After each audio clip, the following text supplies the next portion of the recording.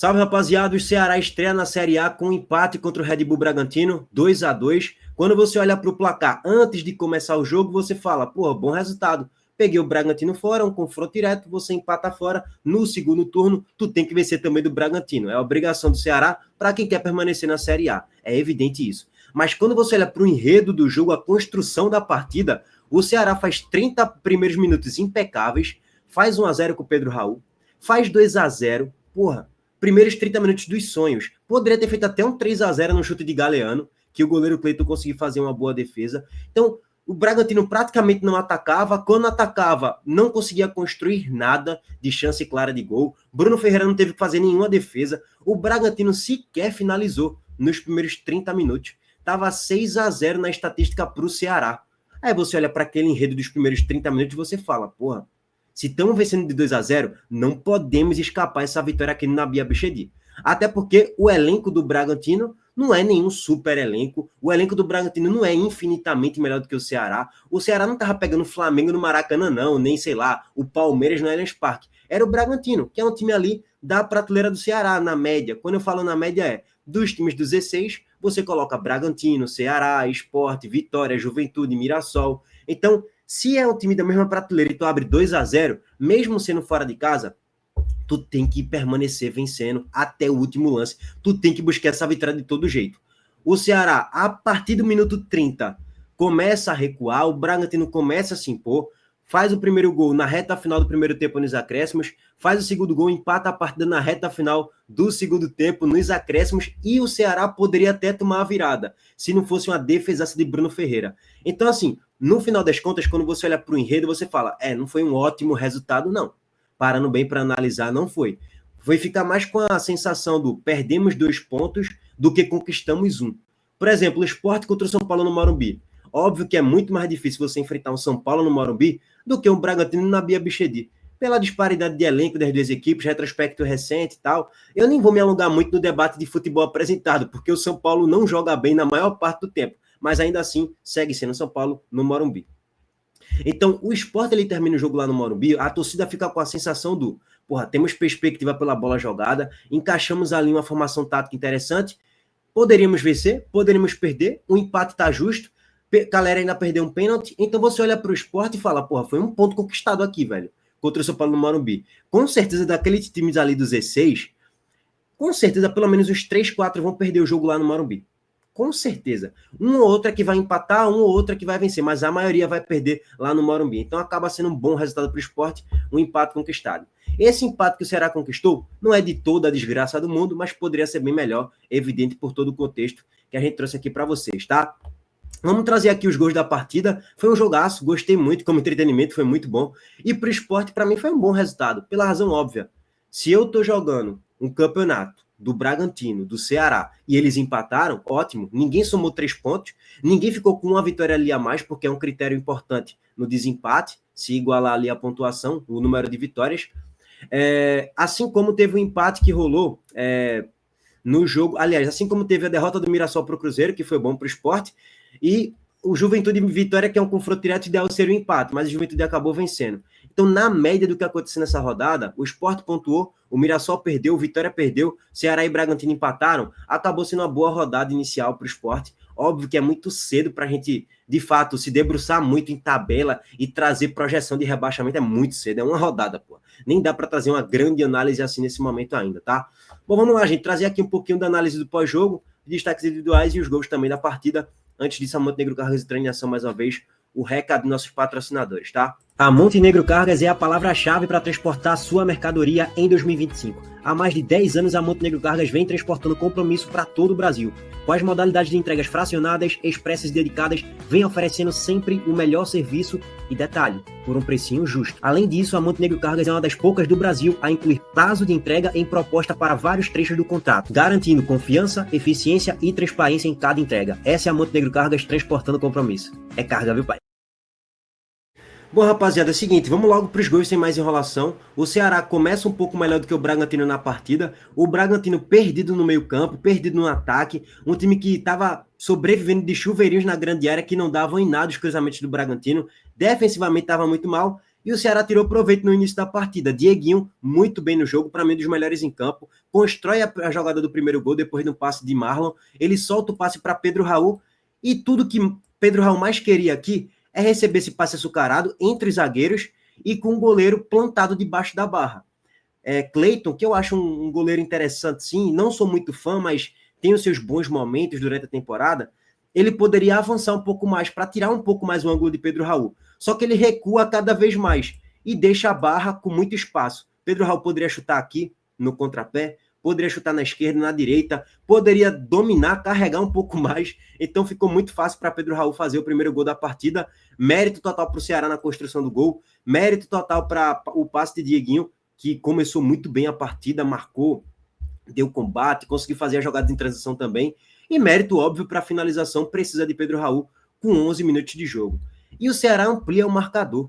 Aos 22 minutos, cruzamento de Lucas Mugni, desvio de cabeça de Marlon para fazer o 2-0 para o Ceará. Cara, 22 minutos do primeiro tempo dos sonhos.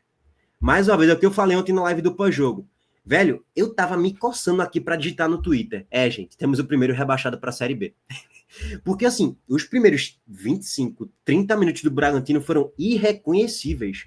Parecia que era um time de Série C, pô. Os primeiros 30 minutos do Bragantino, o time tava tão desorganizado, taticamente, desorganizado, ofensivamente, defensivamente, nada funcionava, tecnicamente. Até o John, que para mim terminou sendo um dos melhores jogadores em campo, até o minuto 30, ele estava horroroso, errando tudo, todo mundo errava tudo, e tudo dava muito certo para o Ceará. Eu falei, porra, o Ceará começou bem a competição e tá encaminhando aqui uma vitória. Óbvio que o jogo não tá ganho ainda, porque tem mais 70 minutos ali para ser disputado, mas porra, o Ceará tá encaminhando a vitória. Se continuar dessa forma, jogando bem, marcando fechadinho, jogando em transição, e o Ceará subir para marcar a pressão também, o Ceará vai ganhar o jogo, cara. O jogo tava muito à feição do Ceará. E poderia até ter feito um 3-0 no chute de Galeano, que Cleiton conseguiu fazer uma defesa. Então, assim, tudo funcionava para o Ceará. A zaga, as laterais, o meio-campo e o ataque também. Só que aí, meu patrão, a partir do minuto 31, só dá Bragantino, na maior parte do tempo, com muitas bolas alçadas na grande área, em cruzamento de escanteio, em cruzamento de Juninho Capixaba, em cruzamento de John, em cruzamento de Mosqueira. Então, assim, o Bragantino, porra, insistiu muito naquela jogada de linha de fundo, insistiu muito em cruzamento de escanteio e deu certo. Acabou dando certo. No final do primeiro tempo, o Bragantino já diminuiu o placar. Já era injusto nessa altura do campeonato aqui, aos 47 minutos, 45 foi mal, quando saiu o primeiro gol do Bragantino, já estava injusto o placar. Nesse exato momento, o Bragantino já tinha criado várias situações com o John colocando o jogo debaixo do braço, jogando muita bola. Era Bruno Ferreira tendo que fazer ali algumas defesas, eram finalizações com perigo raspando a trave, Juninho Capixaba muito bem no jogo também, sempre é um dos destaques do Bragantino, né? É Juninho Capixaba, John, Eduardo Sacha, são os melhores jogadores do Bragantino. No banco tem o Lucas Barbosa, tem o Eric Ramírez, tem o Mosqueira, que são bons jogadores também. Então, assim, nessa altura do campeonato, o 1-0, o 2-0 Ceará já estava muito largo, já estava muito elástico, porque o Ceará já não merecia vencer por 2 gols de diferença. E foi questão de tempo, né? Jogada por dentro, a bola vai para a esquerda, Juninho Capixaba espera, cruza a bola na cabeça de Eduardo Sacha, Bruno Ferreira desvia, faz a defesa, mas quem estava dormindo? Matheus Bahia, o famoso melhor lateral esquerdo do Nordeste, né? Segundo eles, acredite se quiser. Matheus Bahia cochilou, e aqui, ó, nas costas de Matheus Bahia, Lá Quintana, sim, Lá Quintana, que era banco do Santos na Série B, fez o gol debaixo da barra, fazendo o primeiro gol do Bragantino na partida. Lá Quintana é fraco, tá, gente? É titular da equipe, mas eu não sei porque ele é titular, porque Lucas Barbosa é melhor do que ele, estava no banco de reservas. Enfim, Fernando Seabra, minhas primeiras impressões do que eu vi ontem, eu não gostei nem um pouco do trabalho dele. E aí vem o segundo tempo. E o segundo tempo, para mim, foi decidido em quem tem banco e quem não tem. Eu não acho que o Ceará se acovardou na partida, tipo, abdicou de jogar.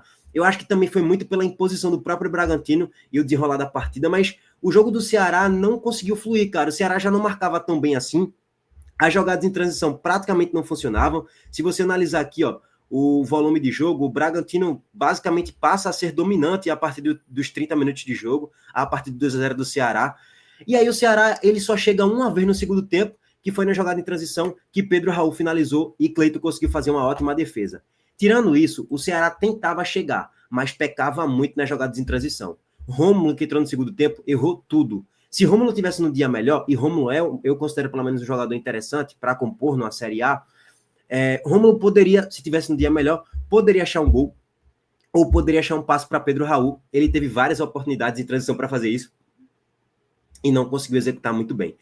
E aí, meu patrão, aí é que tá o detalhe. O Bragantino colocou Lucas Barbosa no segundo tempo, o Fernando Seabra, né?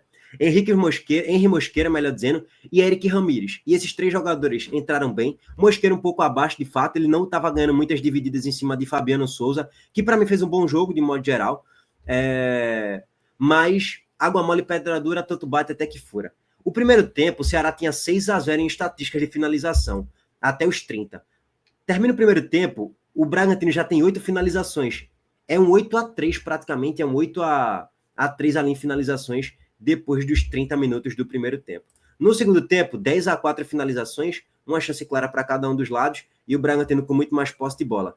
E é o tal negócio, né? O Bragantino tem mais qualidade no grupo, no banco, do que o Ceará, no meu ponto de vista, e acabou surtindo mais efeito ali as alterações de Fernando Seabra do que as alterações de Léo Condé. E aí vamos lá, o gol do 2-2, tá? Já na reta final do segundo tempo, no momento que o Bragantino nem era tão dominante assim, não estava praticando uma blitz muito forte, mas estava com mais posse, estava no campo de ataque a todo momento, rondando na grande área, e em algum momento iria achar o gol. Mais uma vez, jogado na linha de fundo, em cima de Matheus Bahia, cruzamento para trás, e Eric Ramírez finaliza para fazer o 2-2. O 3-2 só não aconteceu porque Bruno Ferreira fez uma defesaça.